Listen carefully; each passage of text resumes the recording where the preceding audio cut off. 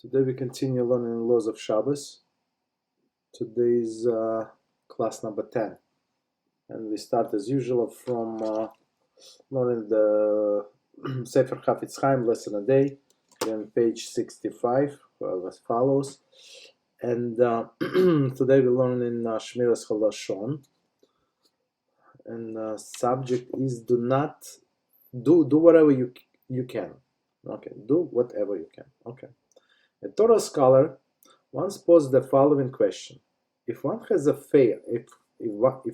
failed to concentrate while reciting Shemona Esrei prayer and find himself near a conclusion, with what approach can he inspire himself to pray the remainder of the prayer with a proper concentration? The scholar offered the solution on the way of the parable. So basically, a person was praying Shemona Esrei, and he find out that there is no concentration. So I mean, he was, let's say, daydreaming, and when he woke up from his daydream, he was closer to the middle of the Shemona Esrei. Okay, so here's the parable. A young girl was standing in the marketplace with a large basket of apples for sale. Suddenly, a thief approached and began to snatch apples out of the basket. The girl became confused and stood helplessly, not knowing what to do. Someone who was watching from the distance called out to her, "Why are you standing still? What are you waiting for? That he should grab everything? Just as he is grabbing, so you should grab whatever you can, whatever you can. Will get still be yours." So basically, the thief is trying to steal. So I mean, what can you do? Whatever is told is told.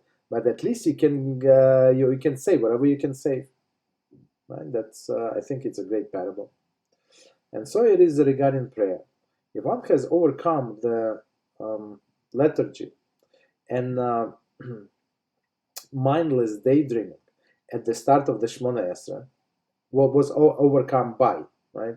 So lethargy and mindless daydream at the start of the Shemona Esrei, and suddenly finds himself near the prayer end without having grabbed any apples, in double quotes, of course. This does not mean that he should give up and leave himself with nothing, which is, I think, it's a great parable. So I mean, he lost the beginning. Okay, so say whatever you can. Rather, he should strive with all his inner strength to concentrate on the remainder of the blessing, even if it's one blessing, even if it's half of the blessing. If it's half of the blessing, you can go to the beginning of this half of the blessing. So it should be should be no problem. Okay. And so it is exactly with the Shmiras Halashon. You stumbled this morning and spoke the forbidden. So Shmiras Halashon, as we said, watching one speech, right? You stumbled this morning and spoke the forbidden. Then stand ready this afternoon to overcome the evil inclination and refrain from speaking the forbidden. So just because, so in simple words, just because you failed one time, it does not mean that you have to give up on all of the other times, right? Okay, you stumble, you made a mistake, you have to get up and continue. And if you fail this afternoon, nevertheless, strengthen yourself to battle one more time tomorrow. Surely HaShem will help you to succeed. And one who seeks to purify himself is granted heavenly assistance. If it's from Talmud Shabbos 104a. So that's actually general approach in everything that we do in our life. So if you're trying to be consistent and persistent, and pray and ask Hashem for His help, guarantee He's going to help. Guarantee. Okay. All right, we stop here. All right. So we continue. We continue with laws of Shabbos, and we just to remind us, we are learning Radiance of Shabbos, and we're on chapter, the title Lechem Mishnah. So just to just a quick summary of that chapter for those who join us for the first time. So lechem mishnah it means two breads, two loaves of bread. Okay, and we said that when we were in the desert, that that on Friday morning two portions of the manna fell, and one for Friday morning and one for Shabbos day. So, and as remembrance of that miracle, so we use two breads, two challahs, or rolls, or pitas, or matzahs, whatever the person uses. Okay. So, and we said also that two loaves have to be whole, meaning not cut. And so, and we said if he does not have two loaves, maybe he has one whole loaf and one maybe cut, or he doesn't have two, even one whole loaf, so maybe two pieces, bigger pieces, and so on and so on. So you can listen to our previous class. Okay, so now we got to the part number 4, and the subject is types of challah. Number 1, challahs which is smaller than kizayas should not be used unless one has no other challahs. So what is the definition of kizayas? Kizayas is the size. So definition of the size is, according to majority of our rabbis, is less than 1 ounce, a little less. So in grams, they say from 28 to 30 grams. So if kizayas is 32 grams, so around that, okay, so it's a little less than kizayas. Okay, number 2, fully baked challahs. So basically, it should not be less food less than kizayas. Just to add, if a person eats food less than kizayas, he does not recite after blessing. So before blessing he recites anyway, but after blessing he does not recite. Okay, and it's about any food. It's not only about the challah. Okay, so basically, the rationale is that the food less than kizayas has no significance. I mean, the person is not going to be satiated from that food. Okay. Okay, number 2, fully baked challah, which was frozen, may be used for lechem mishnah, and it not be defrost out first. Okay, which makes sense. So, for example, I don't know, somehow we're missing one challah, but I have one in the freezer. Right, so I can get one from the freezer, and even though I'm not going to eat from it, of course it's frozen completely.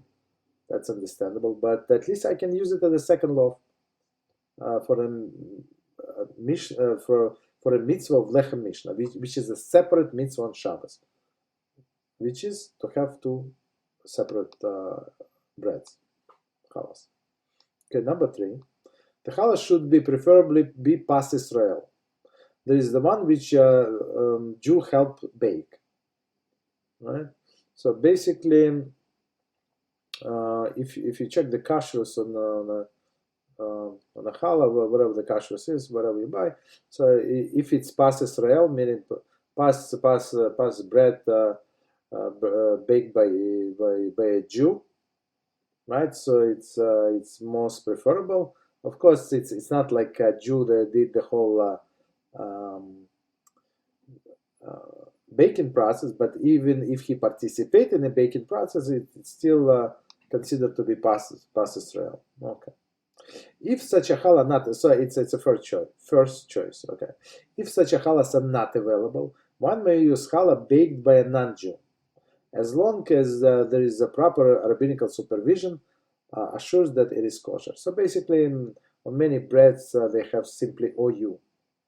Okay, star K, well, whatever they have, so that there is no problem. I mean, it's a second preferable choice. Of course, if there is no kashrus supervision, we're not allowed to eat bread because we don't know what exactly was added in that bread, and it could be multiple things. Okay. So part number 4, number 5, I apologize. A procedure of making bracha. So now we know what kind of challahs we can use. So now how do we make bracha? Number 1, Both challahs should be unwrapped, even if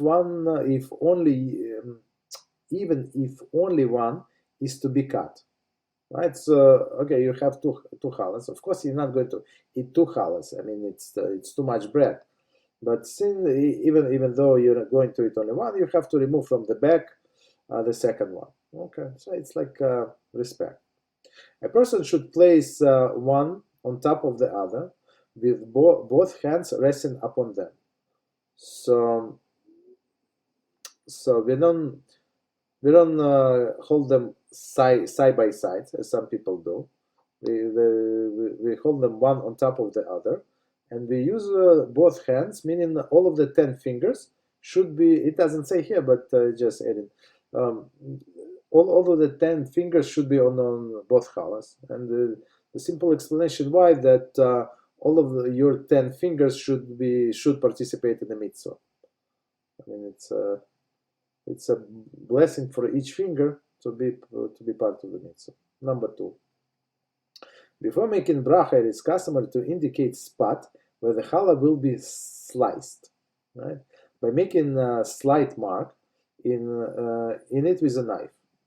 This is done in order to avoid delay in cutting the challah after completion of the bracha. Okay. So basically, it's actually, I would say this should be step number 1.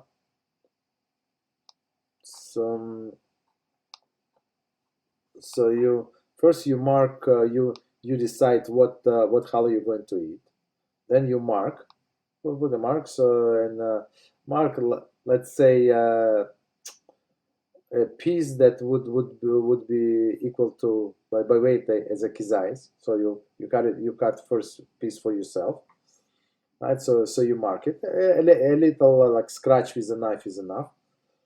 And as we just said, so it's preparation. So to make sure, between the recitation of the bracha and actual eating, it would be as little time as possible. Of course, it's you save only part of the second, but anyway, so you show your intent. That's what I want to do. One should be careful not to cut too deeply into the challah when marking it, since this may disqualify the challah from being considered whole. So basically, we spoke about it last time. So the definition of challah being whole, meaning that if you can pick it up from the weaker end. So if you can pick it up, the whole challah from the weaker end, the weaker end, and it's not going to break, so that's considered to be whole challah, no problem. Okay, so we're trying to be careful. Number 3, Friday night, the bottom challah is cut first. Okay, on Friday night. Okay. However, since that there is Talmudic edict that one must not bypass an object which can be used for a mitzvah in favor of a second object, right? The bottom challah should be held closer than the top one. In this manner, one will not be bypassing the top challah when taking the bottom one to cut, since the bottom one is actually closer. So from here we learn a few things. So one very important mitzvah. It's not a mitzvah, like edict, as they call it. So if you have one mitzvah to do, so you cannot put it aside and start doing another mitzvah. Because why? It's disrespect for that mitzvah, right? So meaning what? Meaning that if you hold in 2 challahs, so technically you have to cut the top one because it's closer to you, right? So they say, and since our sages told us that we have to cut on Friday night, we're talking about Friday night only the bottom one. So just slide it a little closer to you, and then this way it's going to be close, and you're going to cut the bottom challah. Number 4. On Shabbos morning, Sudah Shlishit, and all Yom Tov meals, the top challah is cut, and therefore the bottom challah is not held closer. So as we said, this rule is only for Friday night, right? All other meals, we cut the top challah. Okay. Okay, so part number 6, exempting others. So now we're talking about situation when you are the head of the family or the head of the gathering, not necessarily head of the family, or or for example, you're the only one who knows how to make bracha. Okay, so you're not the head, you may be the youngest of all of the crowd, but that's what you must do. Okay, you're the only one who knows what to do. Okay, so in this case you have to exempt others. Okay, number 1. One person may recite bracha hamotzi over the lechem mishnah and exempt others from the lechem mishnah obligation. So we said before that everybody is obligated in this mitzvah, lechem mishnah, meaning to have two breads. But not everybody must have two breads in front of him. So basically one person, the head of the family or the one who is going to set this blessing, right? So he can include everybody around the table in his blessing. And all of them are going to get mitzvah of lechem mishnah. Of course, they have to eat from that bread and stuff like that. Okay. We're going to get to it. Okay. So it says, however, the listener must partake of the lechem mishnah challah in order to fulfill the obligation. Okay, exactly as we said. So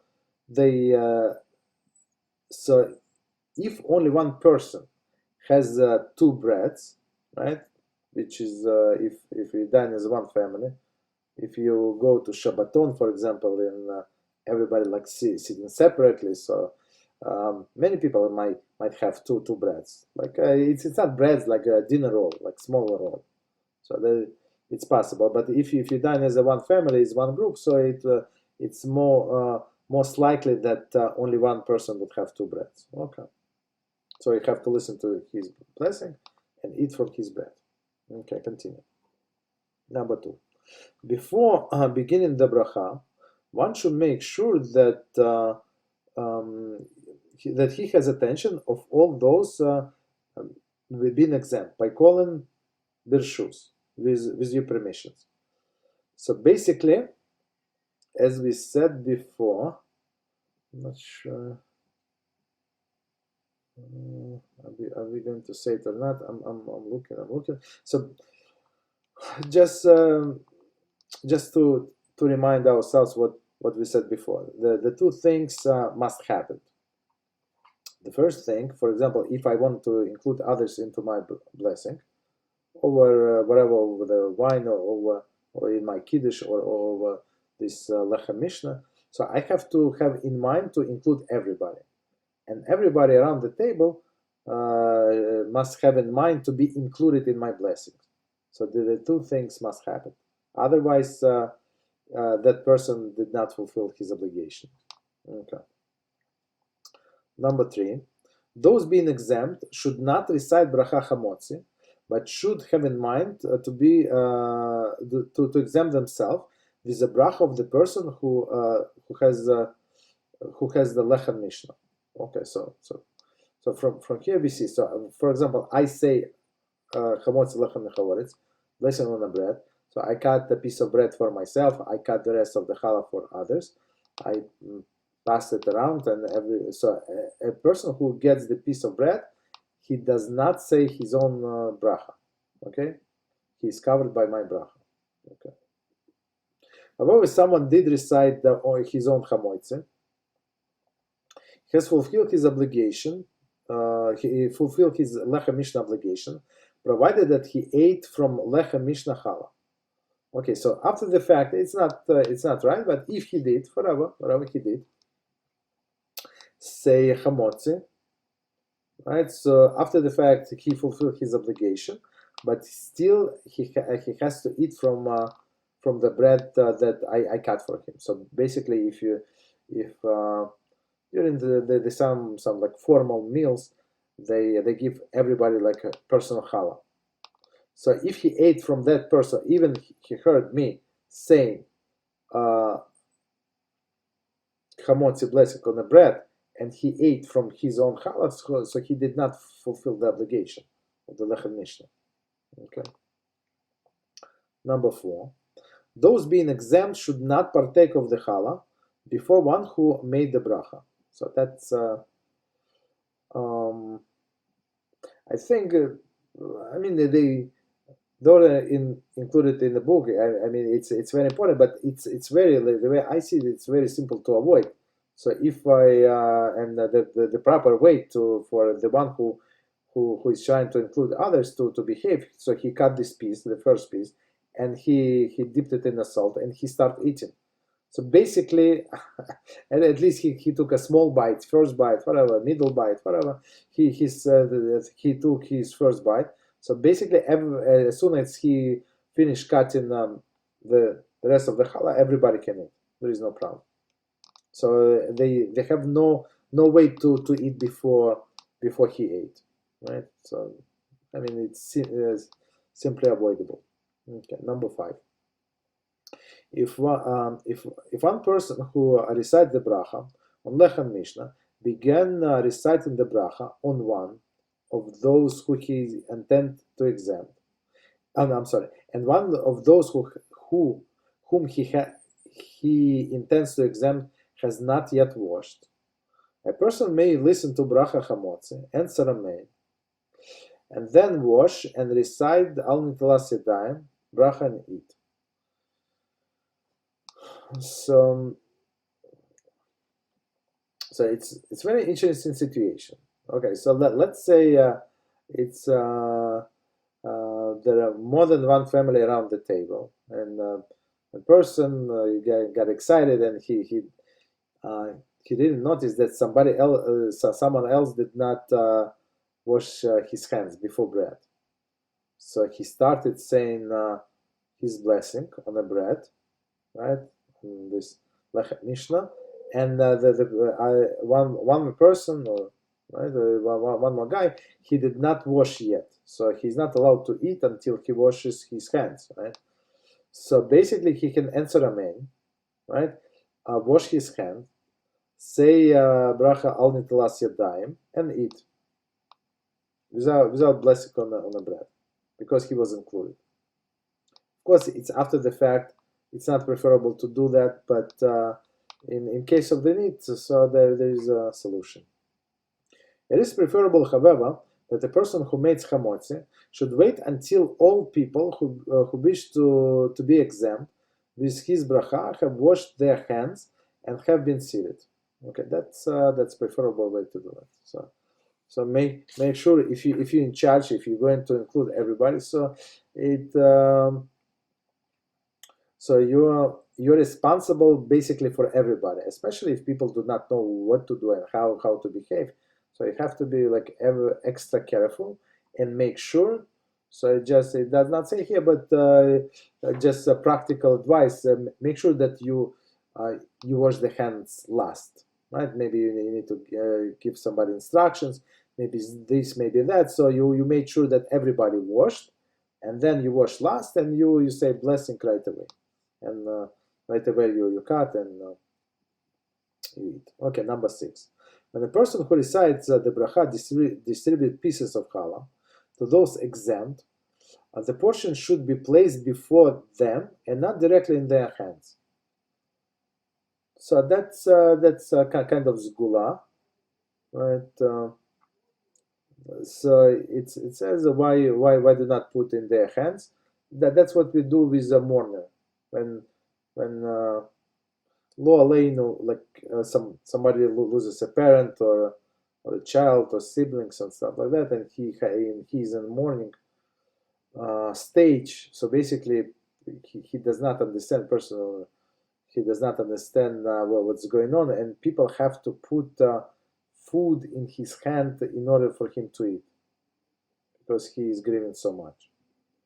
So and of course it's not a good sign, and we don't know. So that's why we don't place bread in a person's hands. What we do in our house, for example, we just cut whatever we need to cut. We put in on a plate, and we just pass that plate around, and people take whatever they want. I mean, so nobody puts anything into their hands. They take. If taken, no problem. Okay. So next chapter is chapter number 15.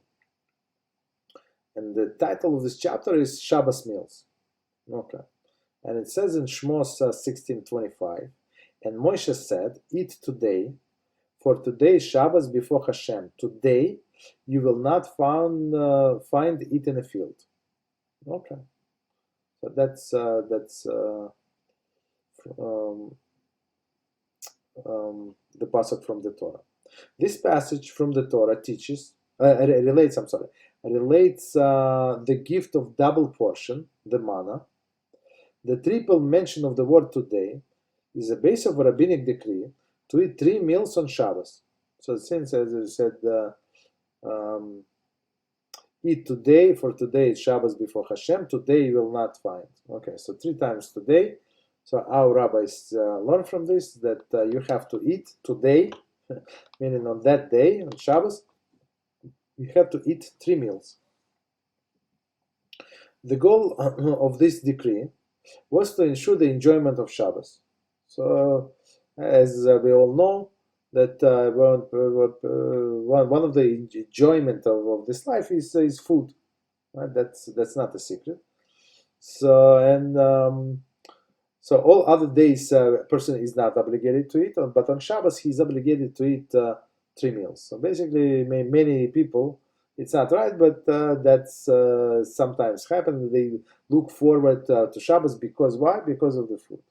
Okay, it's not proper, but it's known thing.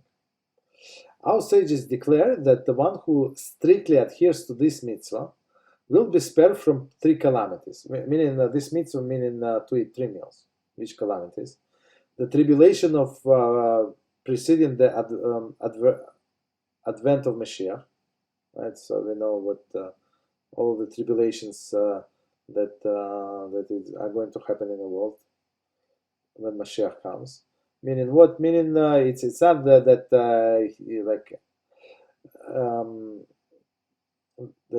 everybody is going to suffer besides him. No, he's going to suffer, but not as much. Not as much. So he would be spared. Next one, judgment of Gehenna. Of course, if it's if he did whatever he did and he lost his portion in Olam HaBa, these 3 meals are not going to help him. That's of course, but for sure it's going to help him a lot. And the war of Gog and Magog. So that's final war. So basically, I mean, it's I would say it's the easiest mitzvah, just to eat, enjoy yourself. Just say Birchas Hamazon, and there are three great things awaiting you. Okay. Part number 1: who is obligated? All men. Go ahead, David. I wanted to say, so let's say what constitutes a meal, because let's say for someone, they forgot to turn the light off in the fridge, and now for Shabbat, all they have to eat is bread. So would it count okay if they have, let's say 1 piece of bread for each meal, and that's it? Would that count as 3 meals? Okay, that's exactly our subject. Just have some patience, and we're going to answer. It's a good question, but we're going to answer everything in details. Okay, so let's continue. So it says, who is obligated? All men, women, and children old enough to be trained in the mitzvahs, required to eat 3 meals on Shabbos. Okay, 3 meals. So you know what? Maybe they are not going to answer your question. I just thought about it. So let me answer, and then we continue. Right before we continue. So basically, whatever happened, and he's in a difficult situation, and as you said, I just go exactly by your example. He has only bread. That's all he has. So basically, for each meal, if he eats this kazayas of bread, which we say 1 ounce, that's basically enough. but preferably that he would be satiated. Satiated meaning that if he has enough bread, let's say he has one loaf of bread and he can divide it in three equal parts, so that's what he should do. But minimum amount of bread that he must eat, right, is a kezayis, which is a little less than 1 ounce. And me personally, that's what I do, especially in the winter months. So I of course I eat a little more than kezayis, but I'm so not hungry, right? I'm so not hungry. That's what I eat. I eat piece of bread, a little something else, and I say birchas hamazon. Basically, you fulfill the obligation. Okay, but details are follow. So if by the time we finish this piece, we still did not answer your question completely, so you're going to like continue asking. Okay, but so far that's it. Okay, so number 2, one who does not feel up to eating is exempt because the mitzvah is intended to enhance one's enjoyment of Shabbos and not cause him distress.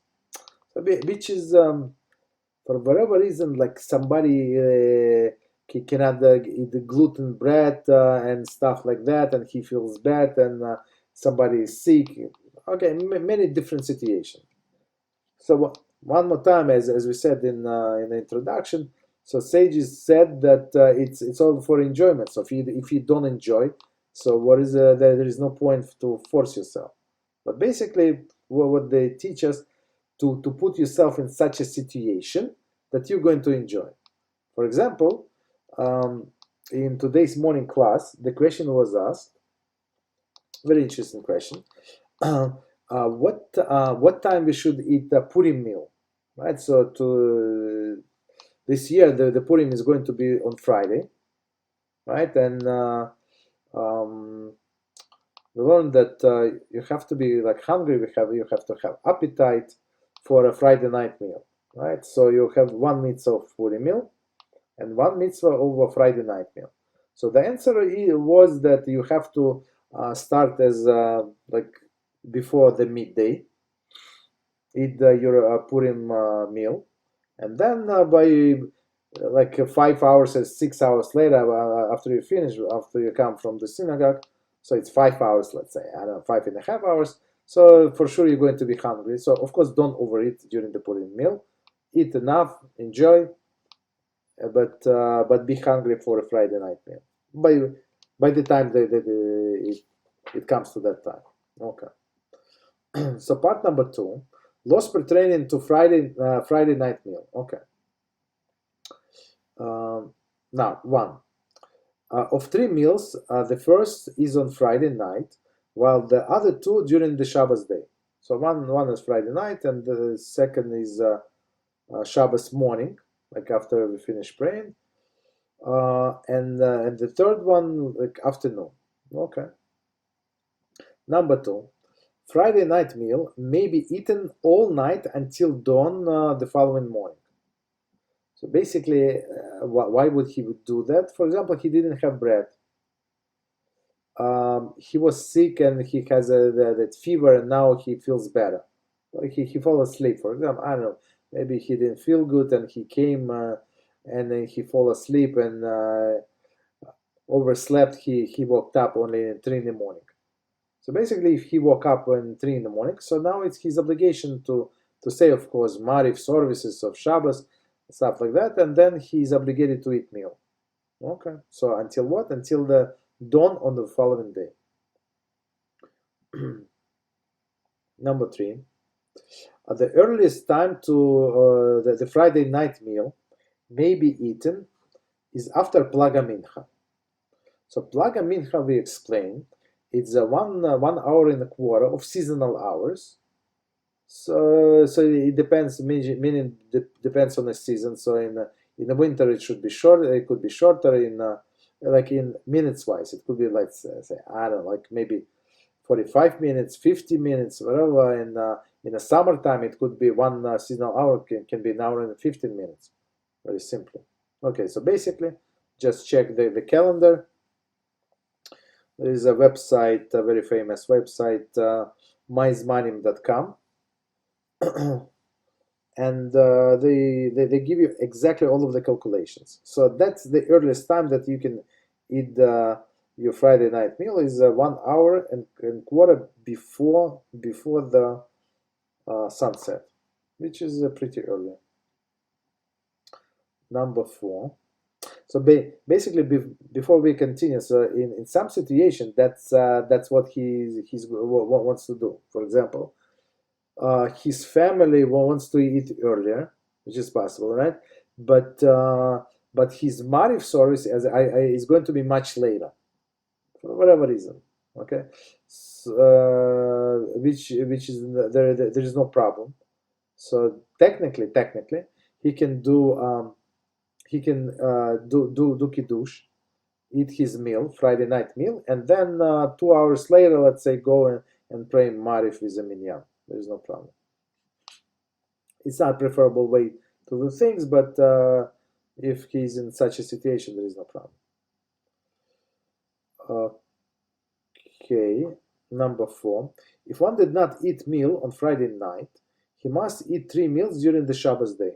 So he overslept, he didn't feel good and stuff like that. So now he feels better on Shabbos day. So he must eat 3 meals. So as we said, just answering the confirming David's question. So basically, even if he eat kizayis of bread, this a little less than 1 ounce of bread, 3 times he fulfilled his obligation. Of course, it has to be 3 separate meals. We're going to discuss how to separate meals. Okay, so it's number 4. Number 5. So here's an answer. So, I mean, we answered, but here's official answer, let's call it. At least a kizayis, a volume of olive. Of course, I mean, in Talmudic terms, in its size of olive, today there is no such a huge olive. Maybe there are, but I haven't seen one. They're much smaller. At least a kizayis size of olive of bread must be eaten at the meal. As we said, a little less than 1 ounce. Some authorities maintain the kizayis is insufficient. Instead, they must eat. One must eat a little more than a kibeitza, the volume of an egg. It is preferable to follow that the latter view. Okay, so let's finish and we're going to span. The kizayis of breast must be eaten within the span of kidei achilas pras. That is preferably within 2 minutes, but no longer than 9 minutes. Okay, so a few things we have to learn from here. First of all, we said kizayis, but not everybody agree. So, and some people, they go by stricter opinion, more stringent opinion, and they say the volume of an egg. So volume of an egg, it's by weight, not by size. And our sages today say it's double kizayis. So not 1 kizayis by 2 kizayis. So it's not, of course, it's not a big deal. It's like if you, it depends on the bread. So maybe it's like 1 slice, 1 big slice of the bread. It's not like end of the world. Right? So me personally, I'm trying to adhere to this opinion. Go ahead. The question is to clarify. Yeah. Kizayis, I remember we learned to make sure that I'm correct. This is 27 grams. No, 20. No, we have 28, 30 grams. 28 to 30 grams. Yes. 28, 30 grams. So if, like you say, some people say 2 kizayis. So if I ate 1 kizayis, I should say birkat hamazon, right? Yeah. If you ate 1 kizayis, that's enough. According by many poskim, I would say majority. So okay, let's step back. So majority say that 1 kizayis is enough. Okay, so you're not obligated to eat kibeitza, which is double. You're not obligated. But if you want to go by according to all opinions, you will be a little stringent, and that's what I do. As I said, it's not necessary. But I mean, I love bread. It's what is the problem to eat a little more? Okay, go ahead. Yes. So, like for example, if I don't have enough bread, it's less kizai, then I'm not obligated to say Birkat Hamazon. Yes. But am I allowed to say it, or I'm not allowed? No. You're not allowed to say it. No. Okay. Not allowed. So it's mandatory. I'm not allowed. Yes. Only Yeah. so no less than kizai. Yes. Okay. So let me just clarify that question, because it's a very good question.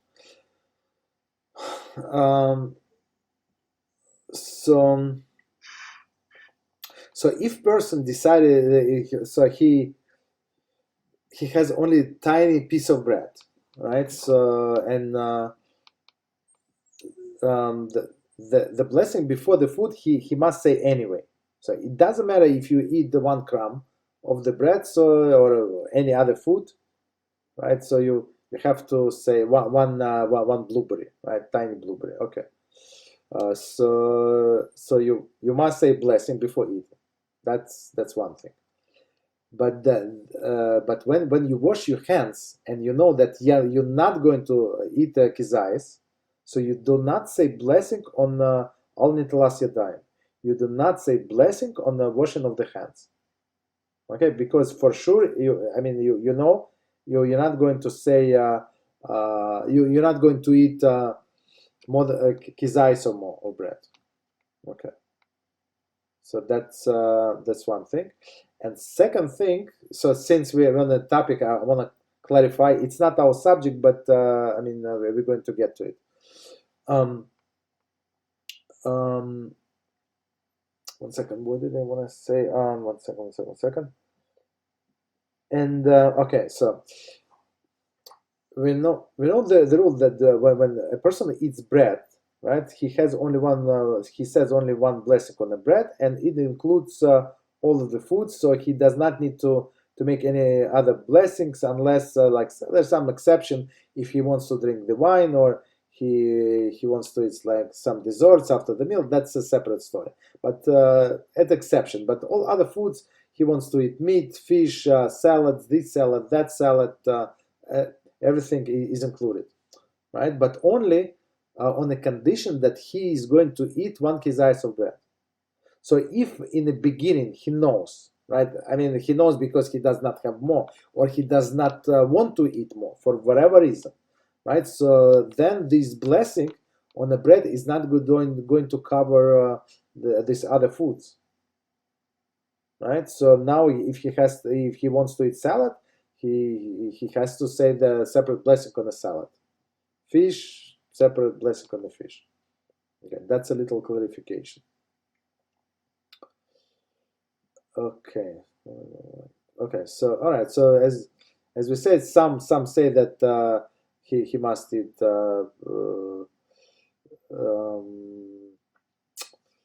this volume over egg. So they actually volume over egg. Some say it's 50 grams. Some say it's 54 grams. So I mean they go like more stringent way. Okay, no problem. So me personally, I'm trying to be always on the safe side. So just eat a little bigger piece of bread and you're safe. Okay.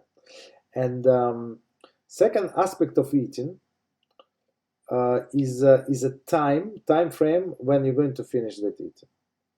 So as we said, the term is kidei achilas pras.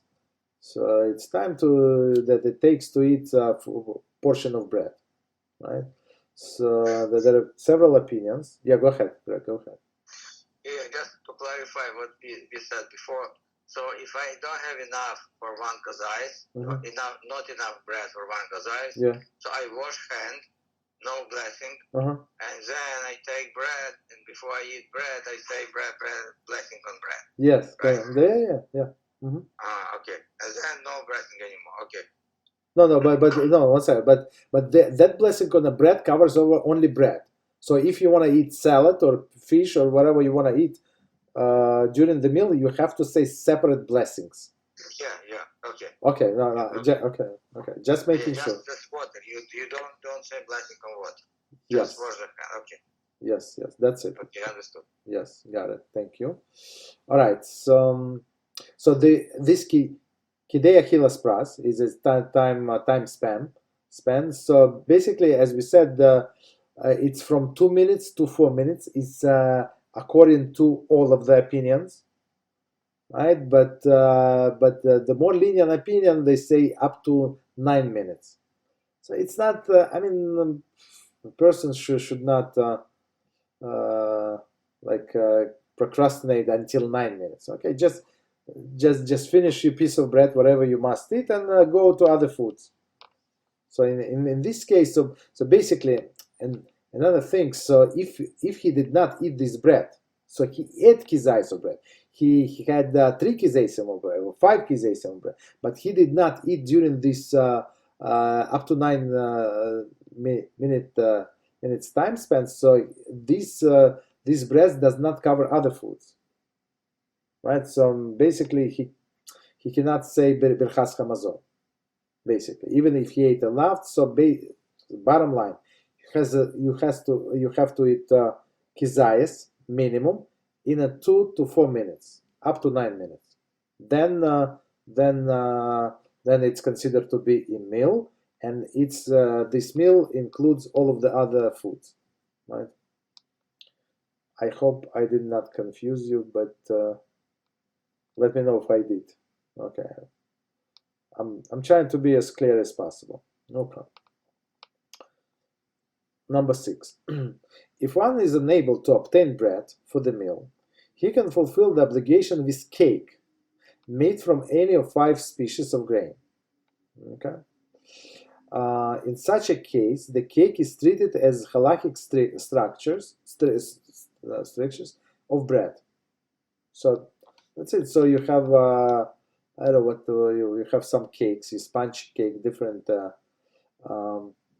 honey cake, whatever you have. So for you it became official bread. So you're going to eat it as bread. Okay. There is he must wash his hands before eating, make the bracha al nitalas yadayim, make bracha hamotzi, and recite birchas hamazon at the end of the meal. Okay, so that's if he has no other choice and he has no bread but only this cake, so so he can use this cake. So this cake must be, as we learned in another book, from a bread family. Bread family meaning that it has to have crust and it has to have like enough flour in there. So it cannot be like from cream or from other things and only a little flour like a dough on the bottom. It's not going to be bread family. Okay. Number 7. For Shabbos, one should prepare a banquet-like feast of meats, wines, delicacies according to his needs. A minimum of 2 cooked dishes should be served. It is also customary to eat fish at the meal.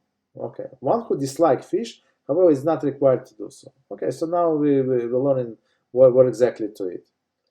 So as we said before, it should be enjoyable to a person, whatever he likes, right? He should eat. But our sages say in a Talmud that a man, especially a man, derives pleasure from 2 things, right? Especially, right? From wine and from meat. Meat, they say red meat. Okay, if you don't like wine, you don't feel good after wine, so you can always substitute it with a grape juice. There is no problem whatsoever.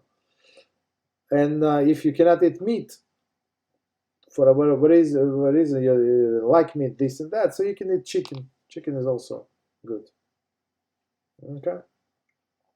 But if you don't like meat, you don't have meat, you're in such a situation, you don't have it. So basically, 2 cooked foods is considered to be a meal.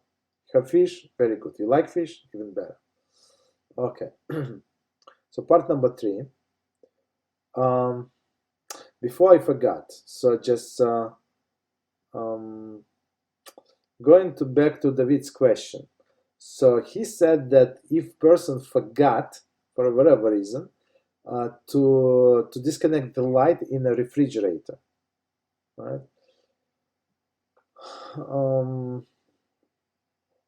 somebody asked me help with his refrigerator, right? And he could not find a light switch. So maybe, for example, I have this old type of refrigerator. It's very simple. There is a big switch. You cannot miss it. So basically, we put a tape over that switch before Shabbos, and then that's it. There is no light in the refrigerator. There is no problem. It's one of the solution to the problem. Another solution to the problem is like the screw of the bulb completely. Like take it out and before Friday. Some people, and I know some people that I learned in my morning group. So they said that the guy said I always so nervous. I was always like he said about himself. That he was always so nervous that he would forget to screw off the bulb on Friday morning. So he simply screwed it off and never put it back. So and they got so used to refrigerator without light bulb, so nobody's bothered by that. I mean, that's fine. That's also a solution. Another solution that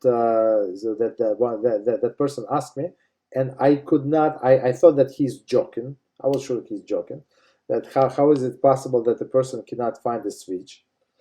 All right, but when I came to his house, it is true whatever he said. I could not find the switch. But then somebody suggested to me, and he said, look up on the internet. Just enter his refrigerator model and see what other people do about the switch. And believe it or not, that person was 100% right. So I found somebody put a video and on internet, and in this video the person said, so if you put a magnet, right, not the super duper magnet, like even like regular magnet that you put on your refrigerator, on one of the hinges on which the door is suspended, and it was specifically on the left hinge. I don't know the one why. I'm not sure, on the top left hinge, right? And he said in the second half of the hinge. So he said exactly where to put it, and basically it turns off the light. So of course I said I have all the refrigerator. There is no problem. But that guy has a newer refrigerator. Is full of electronics, and it does not have Shabbat mode. So B'ezrat Hashem, if you buy a new refrigerator or have a choice, or okay, it's better to have Shabbat mode. But even if you don't, so basically we put this magnet there, and it was like a magic. It turned off the light. So there is some kind of sensor, some kind of electronic sensor. So I mean, it worked. So there is always solution. But as David said, so if somebody forgot, and that's it. So you're not allowed to open the refrigerator. The only solution would be, so you can ask a non-Jew. But you can ask a non-Jew in a way that he does not understand what do we want from him. Right? So you can say, I cannot open the refrigerator, stuff like that. So and if he opens refrigerator for a minute or two, you can say 1 second. You can take from that refrigerator whatever you need, and then say thank you very much. So of course non-Jew, he would understand to close refrigerator. So basically, okay, go ahead, yes.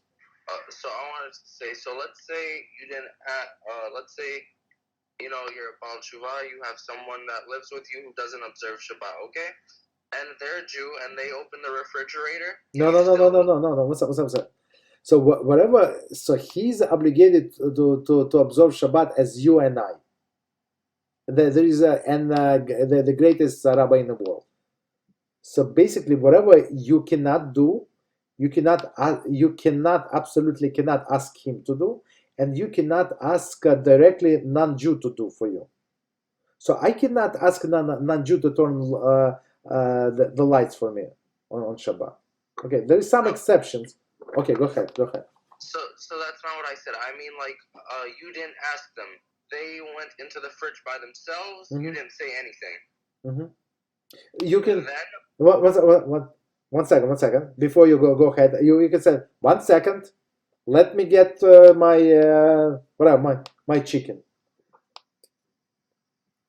So before he closes, he opens. He takes whatever he takes. He's not going to listen whatever you say. Okay, that's his problem. Okay, but while he open, you can take whatever you want. He's going to close. You're not telling him what to do. You understand? Yeah, I got it. Thank you. So okay, so to be clear,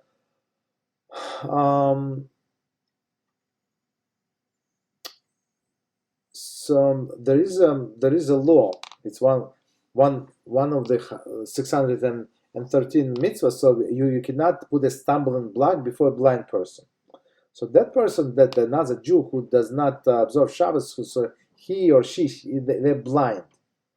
And also just explain, blind does not mean literally blind, like physically blind, they cannot see. No, they explain blind in a certain area. So that person, not observant Jew, he or she is blind in importance of Shabbos. You're blessed, I am blessed, other people blessed. They know that it's better die not to do, but they're not blessed. And you told them, and they prefer to stay blind. Okay, they blind by the choice, but it does not mean that we can use them. Okay. So that's biblical. But Rabbi said so that they were afraid that the Jew now is going to ask non-Jew to do all of these things for him, right? For a Jew. So they say so they added like this biblical restriction, so that a Jew cannot ask directly a Jew to do things for a Jew which is forbidden for a Jew. So if I cannot turn lights on Shabbos, so he cannot turn lights for me. But if I hint him, and he did it on his own accord, for example, I give you one example. And it's not our subject, but it's very interesting example. So I have this, let's say, right? So I forgot to turn off the lights on Shabbos, right? And now I came home and I realized there are no lights whatsoever, right? At least in the living room, in the kitchen, whatever, minimum of the lights.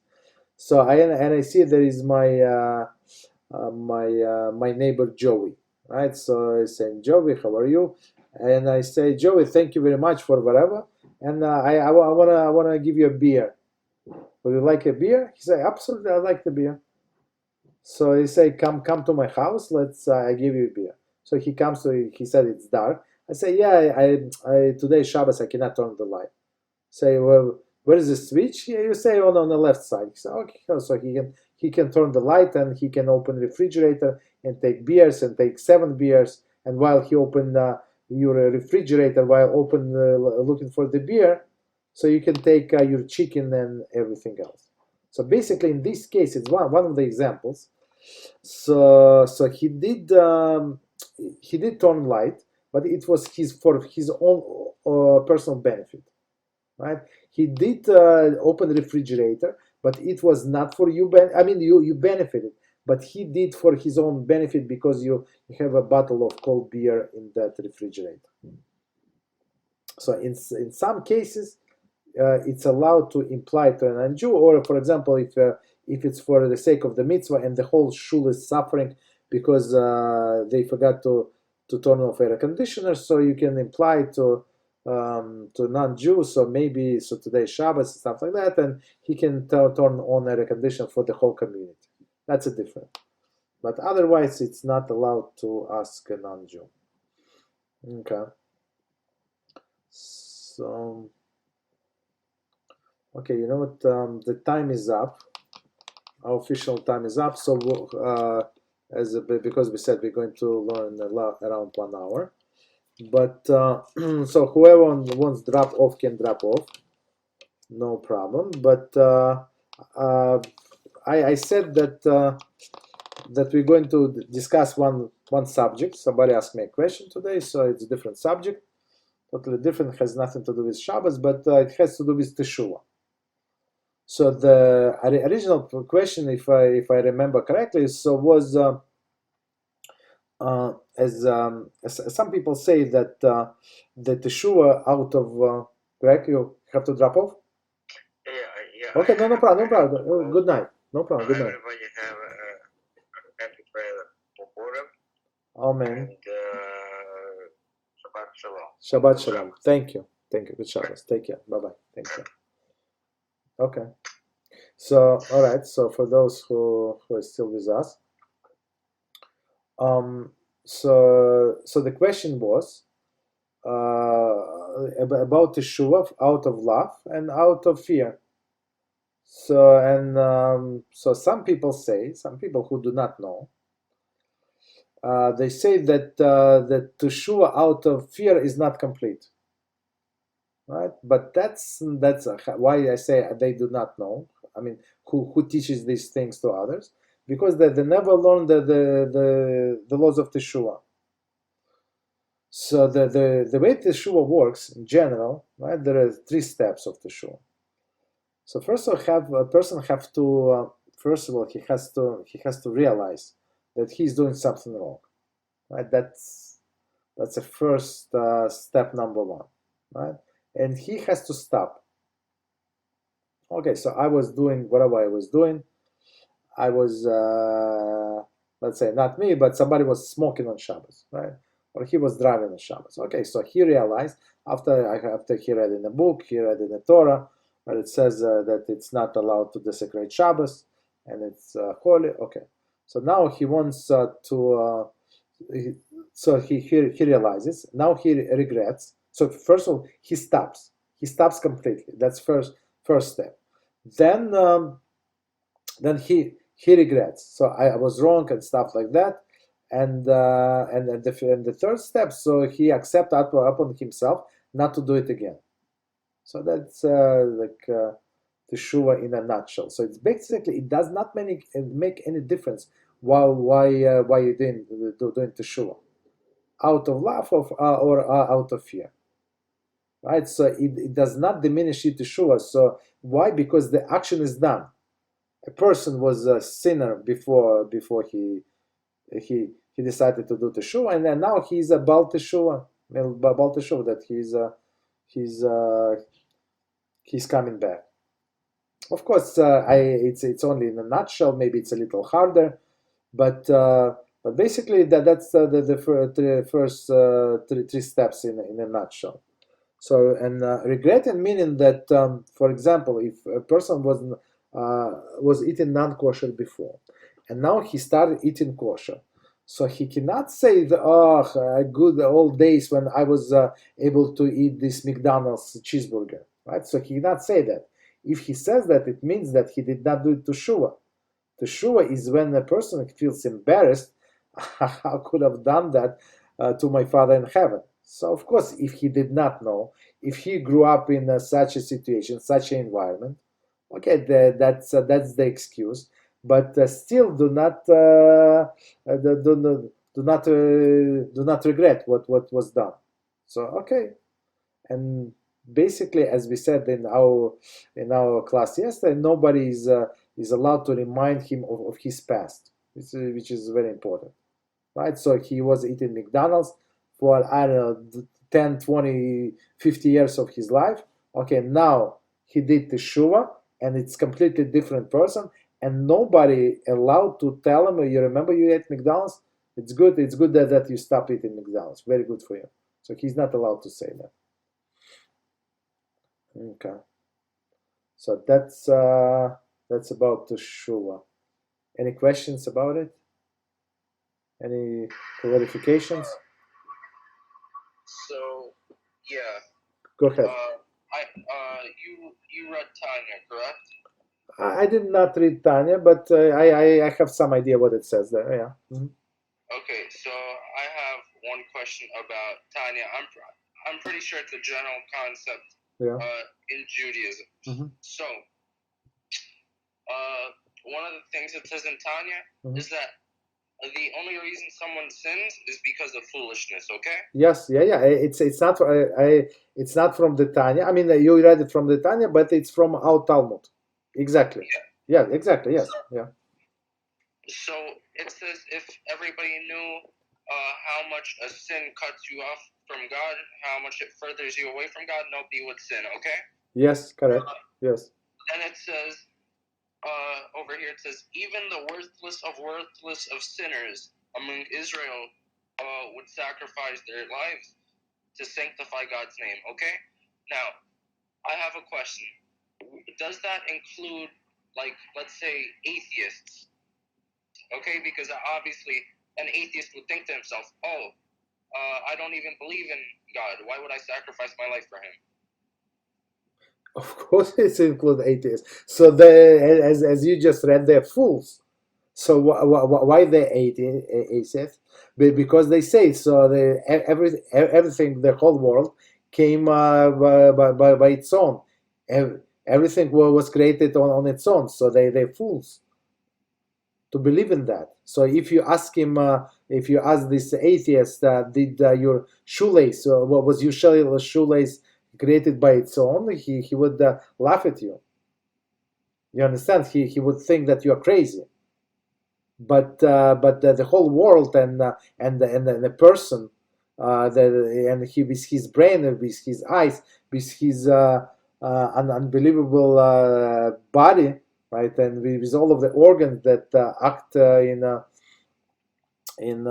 all of the in all of this amazing coordination that's he said was created by on its own. So he's full, 100%. And it's not about the foolishness. I just want to add. So it's also about desires. So basically, a person does not want to change his life. For example, so if so it's easier, much easier, a person who is I don't know, is in his younger years to admit that he was wrong. Okay, you say I'm I don't know, 12, 13, 15, 17 years old, 20 years old. I was wrong. I did not know. I grew up in such an environment. So now I'm wrong. I want to go on the right path, and that's what I want. I want to do what is the proper way for which I was created. Okay, that's one thing.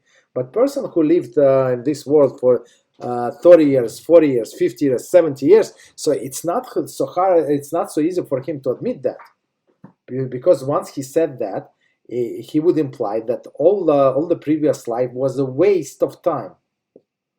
So, and for him to admit that all of his achievements waste of time and they're useless, and it's all because of God that he does not want to recognize. So it's all very hard for him to do.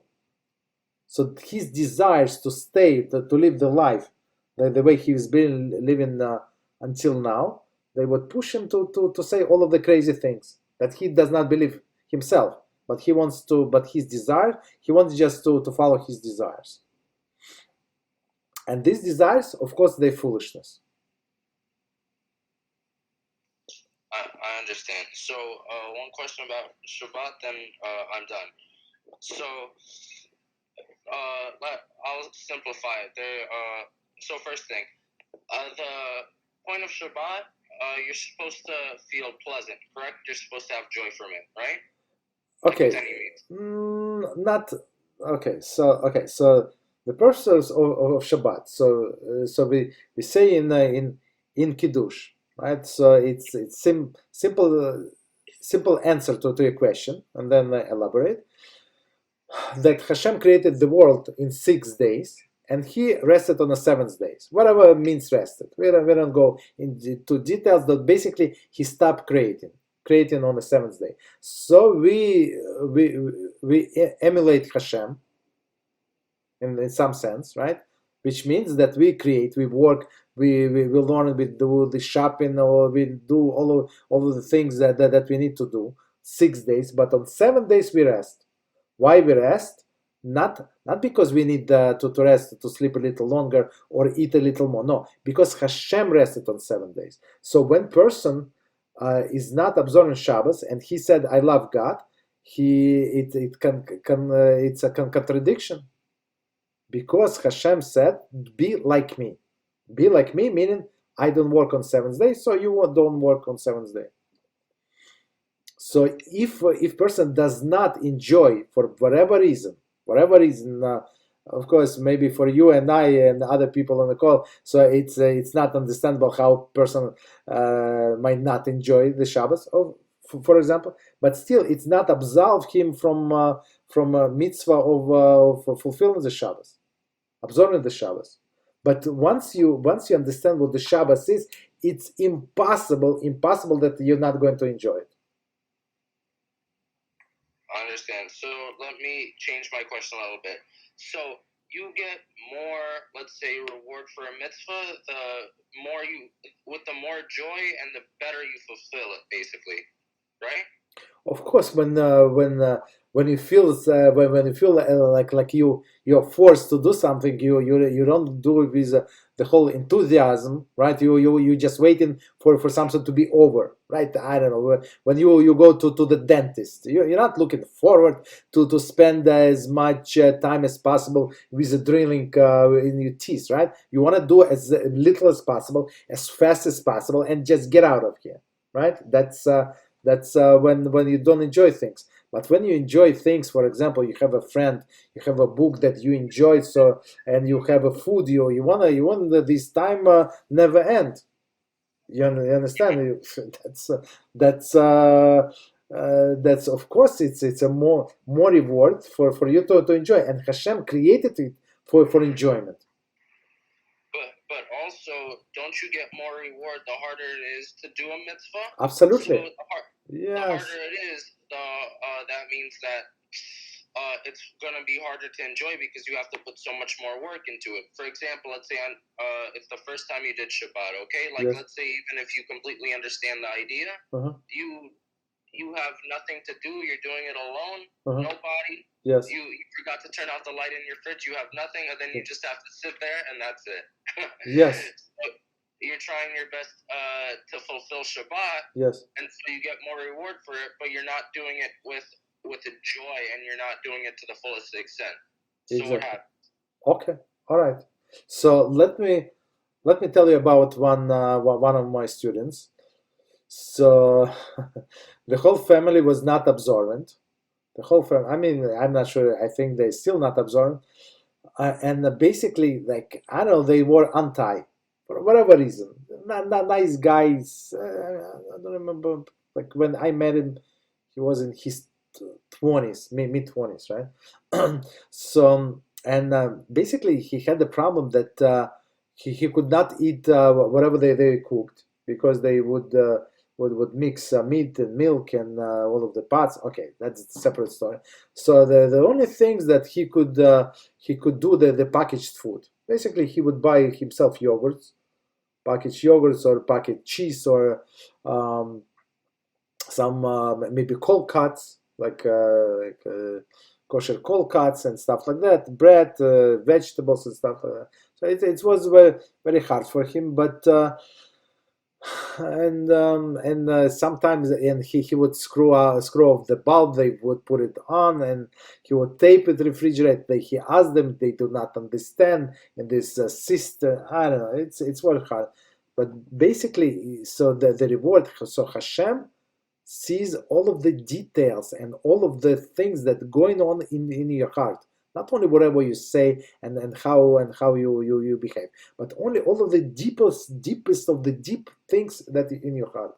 So the more struggle you do to fulfill the mitzvah, so you get in the bigger reward, right? So as there is a Jewish saying, right? A for effort. So the more effort you put, so the bigger reward. And that's why in Judaism there is no competition, right? Why there is no competition? Because, for example, for smart guys, right, to learn whatever we learn, all of us smart guys, let's say, it's a piece of cake. Okay, we in 1 hour we cover so many pages. But somebody who is lower IQ and he cannot concentrate even 3 seconds. So for him to learn these several pages that we learn, it's like for us finish 3 books like that. You understand? So Hashem would, of course, reward him more than us, right? For the same amount of pages. There is no question about it. And so Hashem gave us all of the talents, first of all, and He put all of us, in different situations. And there is no coincidence that I am in this situation, you're in that situation, other person in different situations, wherever they are.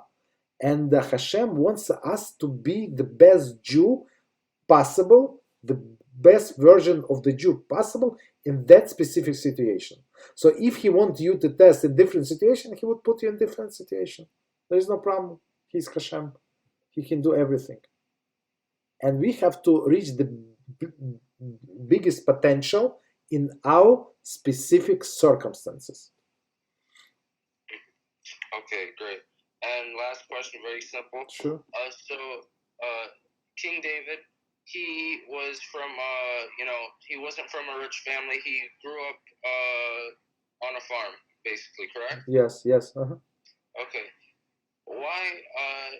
So Moses, we say that God chose Moses to be the prophet because we see he was a great leader from how he took care of the flock of Jethro, for example. Correct. Right? Yes. Okay. So why did God choose King David?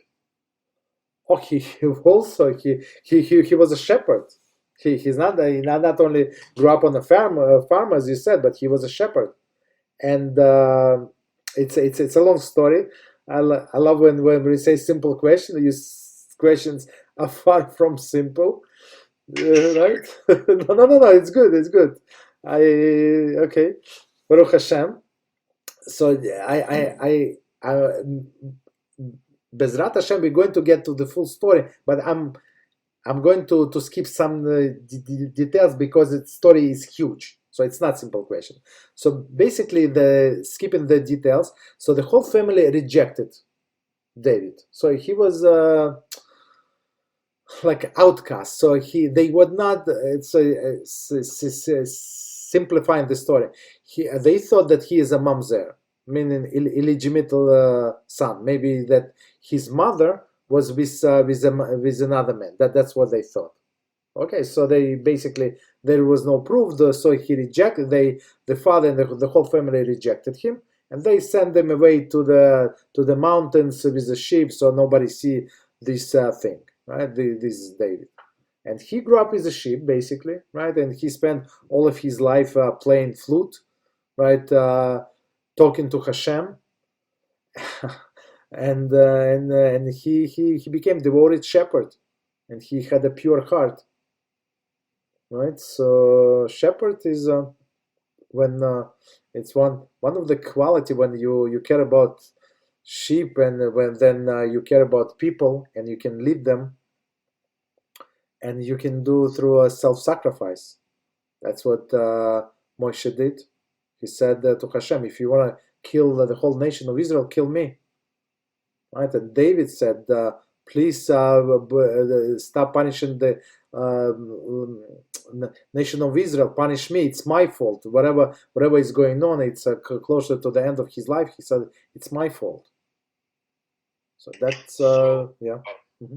Yeah. So was his family religious or not? Because you said there were allegations against his mother and stuff like that. It doesn't sound so kosher. Yes, exactly. So the family was very religious, and the way I understand, his father was part of the Sanhedrin, meaning the high court. But why? So, and just to simplify the story, so he came from doubtful background. Not the David himself, but his father, from his father's side, right?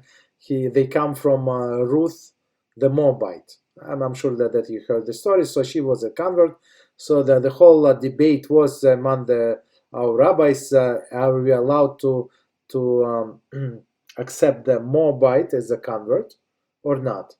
So if not, so basically, the meaning that it's not a good family. So all family came from, so the whole family of David's ancestor and David's father basically non-Jewish, basically because they came from that lineage. Okay, so that's why he separated. So, and since the wife is Jewish, his father's wife was Jewish, so they had to separate. But then they clarify the law and say that actually they can be together and stuff like that. So that's a story for another time. But yes, they were very rich, Baruch Hashem, very successful family. But because of the story, because of the doubts, and it's very interesting thing. I just want to mention. I'm not going to give answer, but because it's a long story. But I just want to mention the David himself. I think it's a third or fourth. I think it's a third generation from the Ruth, or fourth. I don't quote me right on that. Right. So basically, they don't suspect anybody, but all of the suspicion started with David. So nobody ever in the Tanakh they question his father, right, or his grandfather. They only questioned David. So, and it was, of course, it was Hashem's agenda, also, and because he wanted like part of the answer. Of course, I'm not going to give you the whole answer, but part of the answer, Hashem wants somebody with a humble spirit. Right, it's humble spirit that not everybody accept me. Not everybody agree with me, right? So it's easy to be religious when everybody's religious around you. When you're born with a kippah and maybe with a beard, and your father is a big rabbi and this and that, so it's easy, okay, right? But Hashem wanted to be this King David, somebody who understands what it means to be rejected, and not by strangers. Not by strangers, people, right? When you're somebody, I don't know, your classmate, your this mate, I don't know, your neighbor does not like you, no problem. Okay, he's a crazy, this and that. But when your family does not like you, and then you make you an outcast, that's a big problem. And that's what David went through.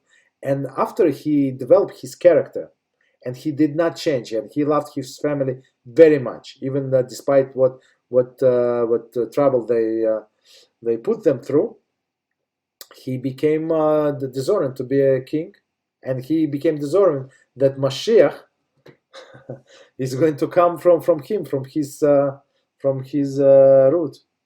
You understand? So we can call him Mashiach ben David, from David's, not only from David family. You understand? But he has to go through all of this suffering.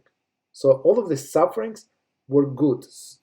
Like, even though like people don't always see me, you, or maybe other people, we don't see suffering with like a positive, but Hashem, trust me, Hashem knows exactly what he is doing. And he was this hard training was for David to become David the way we know David. But he did not start with a glorious David and from rich family and a big rabbi and stuff like that. No, he started from outcast.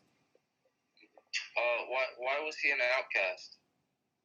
Because they didn't want to see them around. Because it's like a shame. Like maybe mother. So he was a redhead. So I think all of them had darker hair, and he was a redhead. It's like, what? So it's not from our family. You understand? So even when Prophet Shmuel came, because Hashem sent him to that family, and he came to Ishai, who was father of David, and he asked this Ishai, he said, looks like Hashem chose one of your sons to be a king, next king, and I came to make him a king, right? And this Ishai broke one son after another. Don't remember how many sons, maybe 5 or 6 sons he had. I don't exactly remember, but basically, with divine providence, to this Shmuel understood none of them is a son that Hashem chose, and he asked Ishai, "Do you have another son?"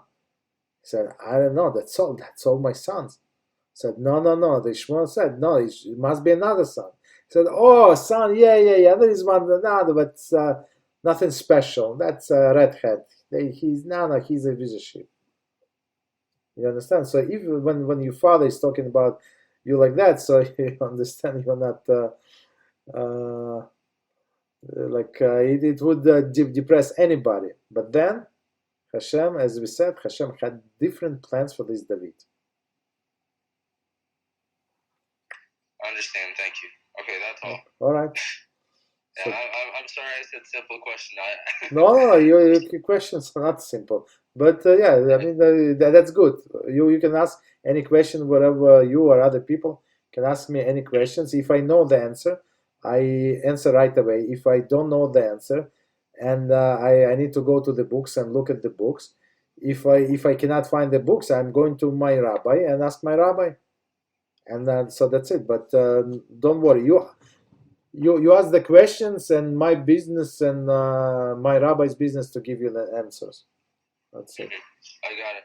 Most of the time, I say that these questions are simple because, for example, with the Moshe question, with Moshe, I got a very simple answer, so I thought that the answer with David would also be very simple, but it obviously wasn't. I understand. Yeah. So, nothing is simple in our Torah. But when we just read the text of the Torah, yeah, it sounds simple and straightforward. But when you go in detail, so it's not simple. It's not. Yeah, it's better for me if they're not simple. I like the answers more. Of course. Okay,